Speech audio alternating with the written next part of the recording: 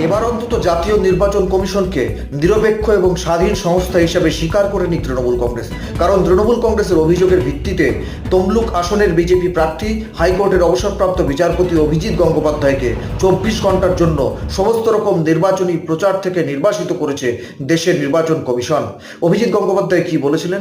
তিনি একটা প্রচারে বলেছিলেন যে রেখা পাত্রকে নাকি 2000 টাকা দিলে কেনা যায়। তৃণমূল কংগ্রেস বলছে রেখা পাত্রকে মাত্র 2000 টাকা দিলে কেনা যায়। তাহলে মমতা বন্দ্যোপাধ্যায় আপনাকে কত দিলে কেনা যায়?